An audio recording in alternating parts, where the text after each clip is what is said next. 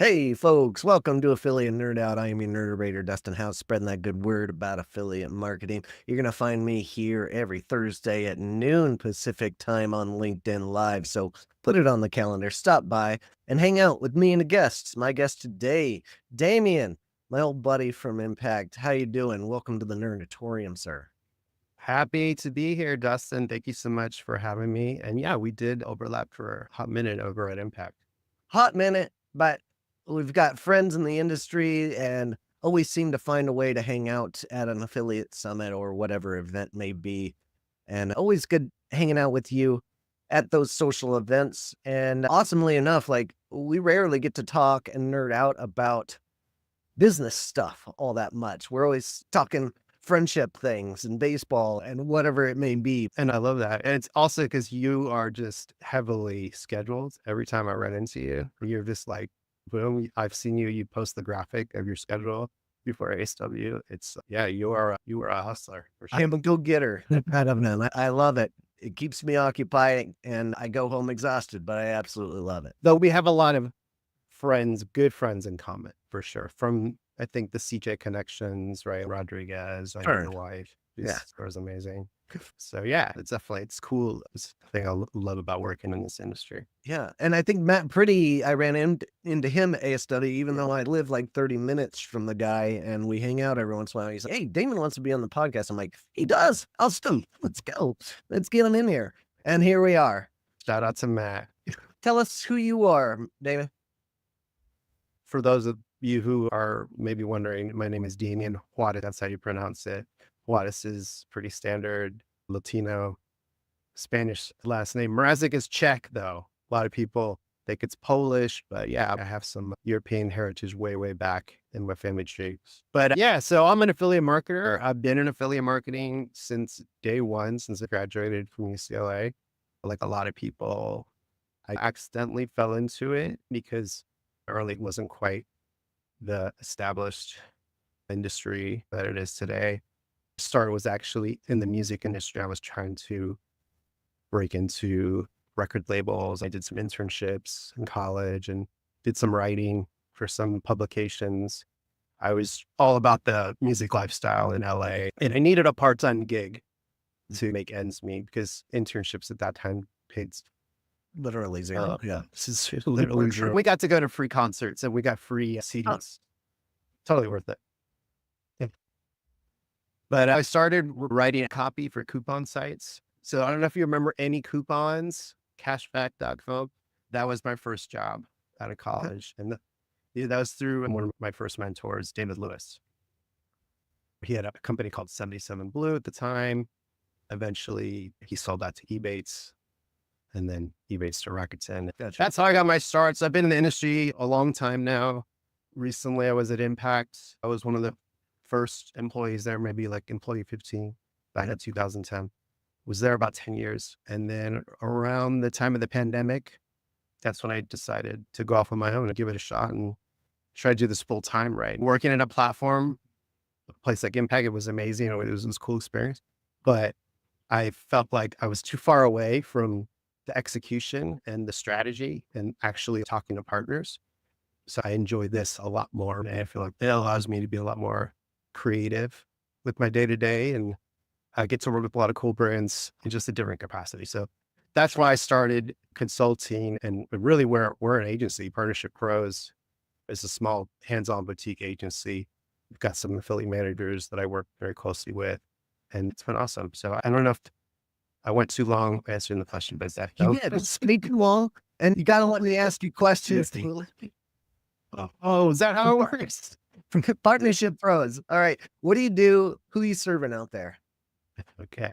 So again, we manage affiliate programs, influencer marketing programs for a range of brands, small, medium. We work in I think this is still within the question. We work in wellness, women's health, There we go. telecom. That's what we're looking for, a niche Yeah. that you're really honing in on. And that's an important portion of being a consultant in an agency is if you go too broad, you will fail. Honing in on what you're good at and what you have experiences is a really good part of it. And that is the topic of the day, starting your own consulting business. You're pretty fresh into this. You did it during the pandemic. Something happened to you in your career we're going to go through, but essentially you decided you're going to be a consultant and live this kind of lifestyle. And I think it started off with some kind of layoff that happened to you. Is that what happened? Yeah. So this is the first time I've really ever talked about this. If you're in LinkedIn, you see a lot of people posting really gracious messages about, oh, today's my last day. Had a wonderful experience. So I never did that with this job because at that time it felt like that was not the smart thing to do. At that time, you wouldn't necessarily broadcast, oh, you lost your job, right? Because you're afraid you're going to taint yourself for future employees. So I didn't do that, but I pretty quickly started consulting right after that. I think the reason I wanted to go on the podcast is to talk about how that was actually potentially like one of the best things that ever could have happened to me, right? Because that led me to really take that leap, right? That leap of faith that I always knew I could do, but well, not gonna lie, like getting laid off during the pandemic, actually the best time to be laid off because when you get laid off, you get a severance usually. I was at Impact for 10 years, so I got a pretty nice severance. I was living with my parents because it was the pandemic. I had an apartment in New York, but my lease ran out like April of 2020. So instead of going and finding a new place in New York, I said, well, I'm just going to come home and just ride out the pandemic, which actually ended up being a really great positive experience for me and just brought like closeness, me and my family and stuff. So that's how I got here. Yeah. And the layoff, never ideal for anybody. So oftentimes you can get blindsided by something like this. I think it's happened to everybody who's been in a career for X amount of years, and maybe it's not your fault. The company's just going through a process, and that's what happened to you and a lot of other people over at that company. So it's a part of life in the industry we're in, especially, and it seems to be happening almost more frequently than I'd like to hear about in the industry. Maybe that's because I've got my ear to the grindstone. It's that statement. Oh, I don't know. But ear to the public, I can't remember what it is. And my wife's ability to Ear to the ground, we'll just say. ear to the ground. How Yeah. about, yeah, Yeah. Yeah. great. But one of those things that is a super important portion of this is learning a lesson, right? And finding purpose is a big portion of what you do with this layoff, and how you grow and develop as a person and in your career is super important. So what did you do to find some purpose in this layoff? Yeah. Soul searching for Okay. sure. I think it forces you to, and look, like you said, a layoff is not an indictment on your accomplishments at that company or your achievements at that company, right? That doesn't have anything to do a lot of times with why a person is going to, at some point, you're potentially just a number or a salary, maybe some restructuring, maybe there's a new exec that comes in, they want to bring their people in, Sure. whatever. There's lots of reasons that they do layoffs. So first thing was just like coming to terms with that doesn't mean I didn't do great work. And I quickly realized I was super proud of what I had done at that company. I hired probably 10 people at that company, and most of them are still there. And some of them are thriving, like they're superstars in their career. And I know for a fact a lot of them are still there. So just realizing, hey, it's not the end of the world. That was the first step. And then just figuring out what you were good at that company. For me, it was managing people and building a culture. So I always knew I wanted to do that. It doesn't happen from day one, but it's happening now. This is what I'm doing now at my company. Okay, great. Finding a purpose for me in particular, I've been laid off multiple times. I'm not a great employee. I'll tell you that right now. It's not for everybody. I think everybody kind of understands that I am a entrepreneur by heart, and that's where I live. And my purpose essentially came about when I figured out, hey, I did good work at this job. These are the things that I accomplished. It was a circumstance that was beyond me, but being proud of your work is really part of it, and it shows up in your next steps in your career. But when it does happen, when you are jobless, what are your options here? What did you have to go through? Yeah, I didn't look for a new job at all. I thought the water's never going to be warmer than it is now. Like I said, I wasn't paying rent. I had money saved up. Great. I had the capital to start a business and I was knew I could do it. What I did was just start talking to people. And I talked to some agency owners early on. I reached out to people that I respect in the industry. Jamie Birch, for instance, right? He was one of the first people I called. Adam Glazer, another person I talked to right out of the gates. So it was really just understanding, what do I not want to do? What, if you were in my shoes, what could you tell yourself? Right. So that was the key. And then actually I started another business on top of it. So I also had a little business as a publisher that I started with Buddy. Great. I still dabble in that a little bit, but yeah, that was just, I thought it was important. Just get out there and start doing stuff. Just get out there and try to prove it. And then everything else will work itself out. Great. I think there's options, right? You can update your resume, obviously. You can go on LinkedIn and write that goodbye message if you like, or you can just pretend like you're still working there and you're actually looking for jobs at the same time. You can go about it a certain amount of ways. But the important part is like asking yourself the question, am I ready to be a consultant? And how did you know that you were ready and it was time for you? Yeah. I think it was when I started talking to people who were very knowledgeable, and I never felt like I was out of my depth, talking to experts. And I felt, okay, obviously I can contribute with my ideas in my brain, right? And I've done this for a long time.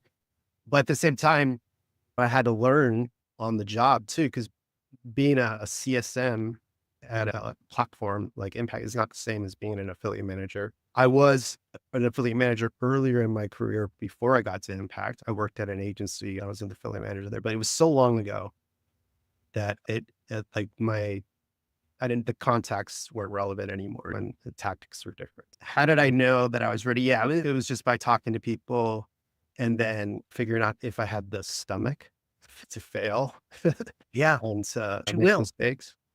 You Yeah. absolutely will. Mhm. 100%, 1000%. Yeah.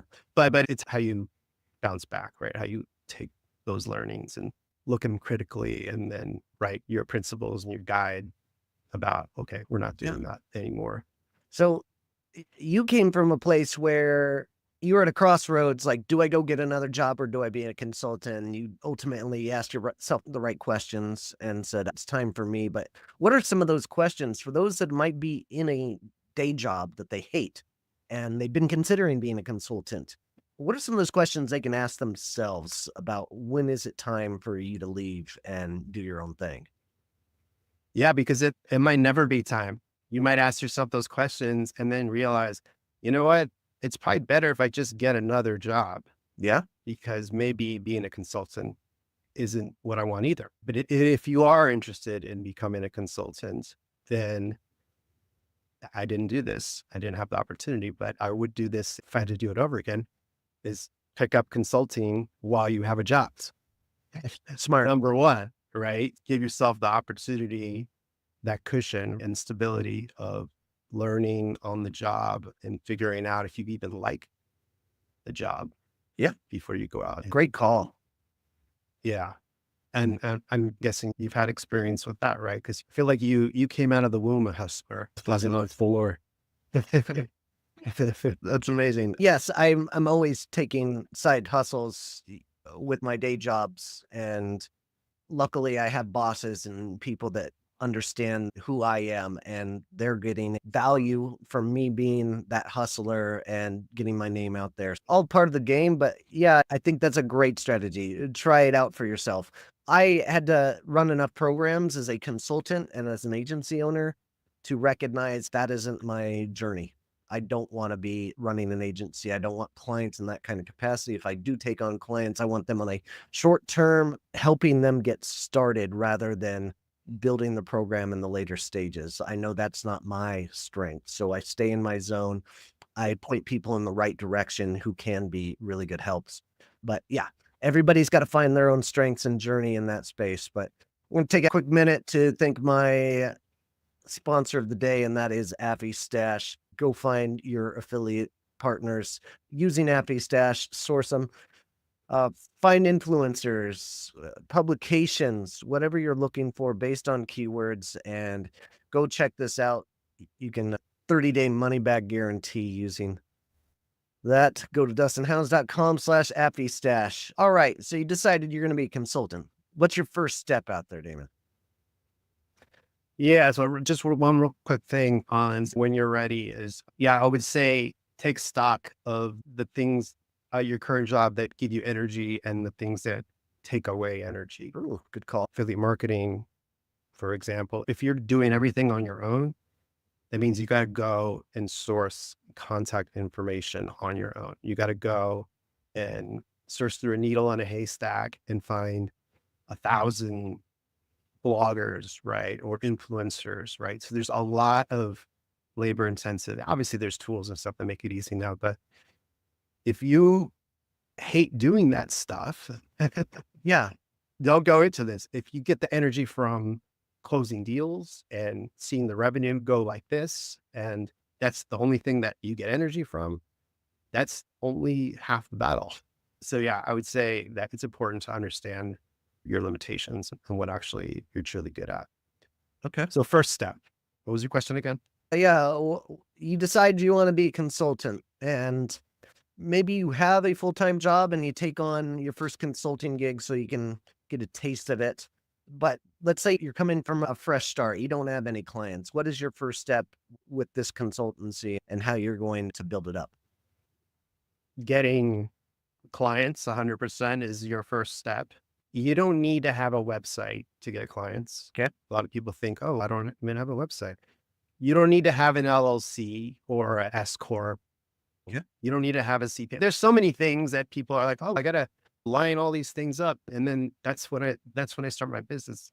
No, you can make business happen just on your own and through your network and through referrals, right? Just start telling people, hey, this is what I'm interested in. This is what I want to do. Do you know anybody that's hiring? Do you know anybody that needs some help with X, Y, and Z?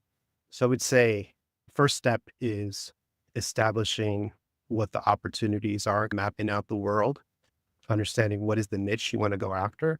Maybe your day job, you work in fintech. So I'm going to go find other fintech Yeah. clients. Obviously, you got to be careful. There's no conflict of interest. You're not violating your employee contract. But yeah, I would say like getting out there and doing the work and learning along the way and talking to people is the first step. Okay. Great call. I think getting your first client is essential. And getting your second is the next important portion of this as well, so that you have that steady income and then you can start to decide whether or not you want to elevate your marketing status, buying leads, buying ads, or whatever it may be to promote yourself out there. But naturally, if you get a couple of clients, you do some good work, you have some good work in the past, people are going to promote you naturally if you ask. So, above all, utilizing your network is a cliche, but it is absolutely 100% the first thing I would ever do if I was like jumping into this consultant business. And I think you did a great job of asking Glazer and Jimmy Bird questions that you had on your mind and getting answers to help you answer what you really want to do. Great first step. Now, let's say you got your first couple of clients and then you end up picking up your third. And this turns into an evolution of going from a consultant.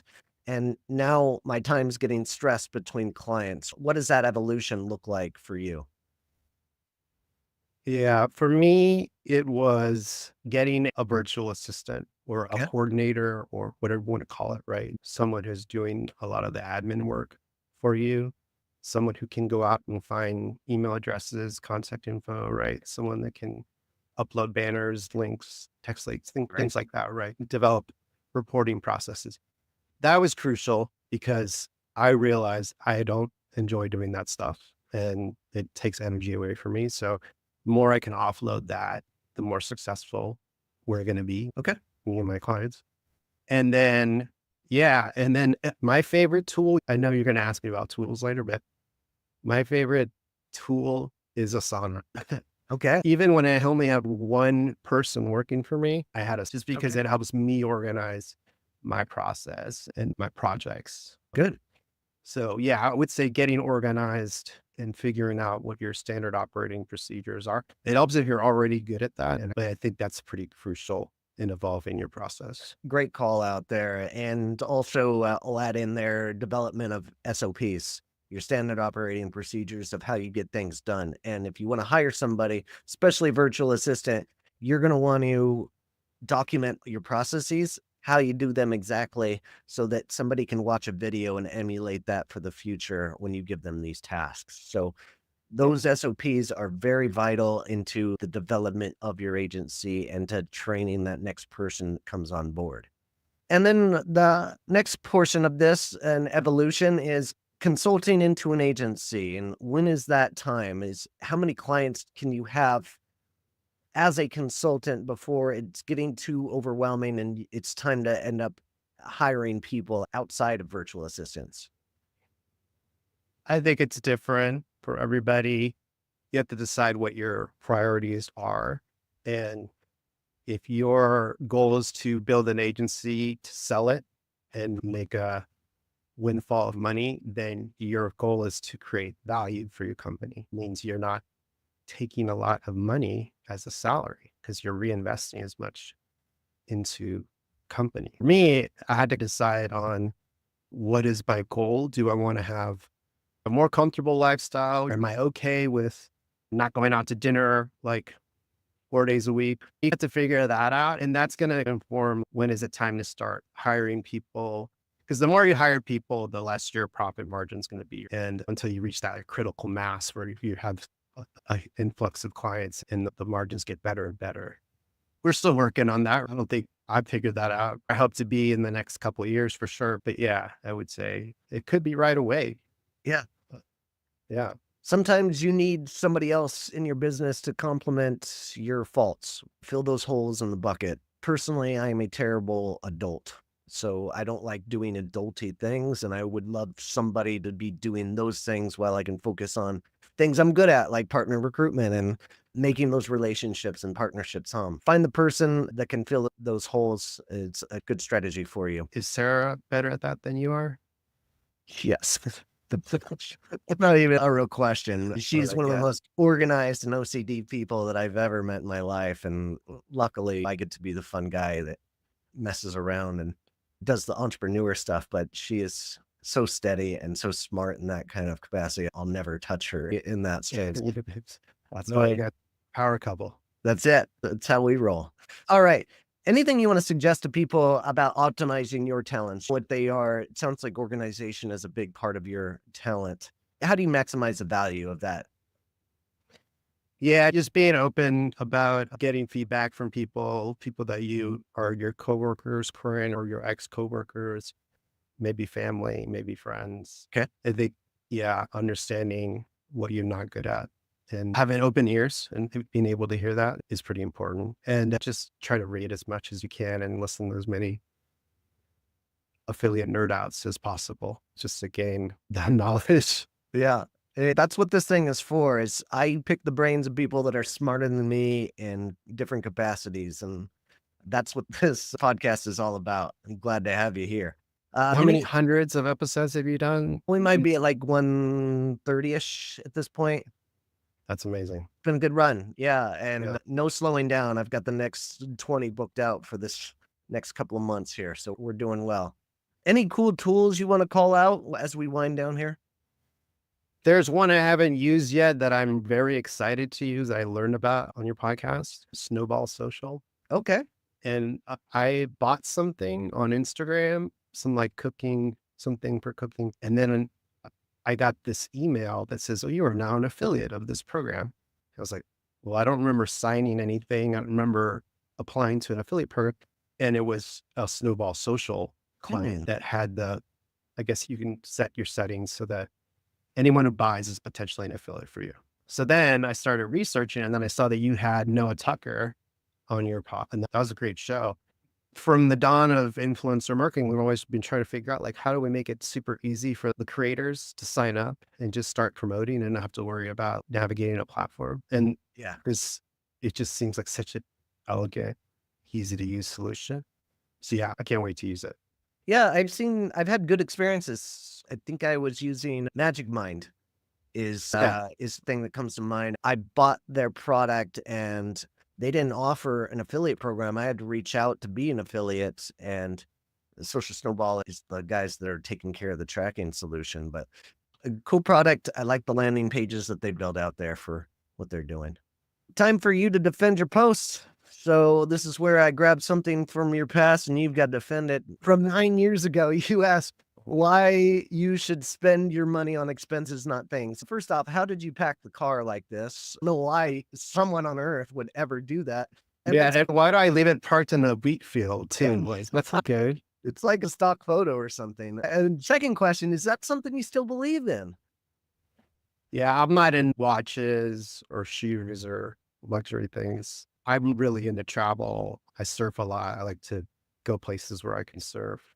Yeah, but I think I've always been that way. So I don't remember that article at all. I don't remember reading it, but I definitely agree with the headline. Okay. So you still living that dream. Love it.